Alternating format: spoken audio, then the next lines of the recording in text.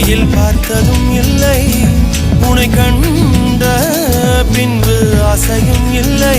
அதிசயமே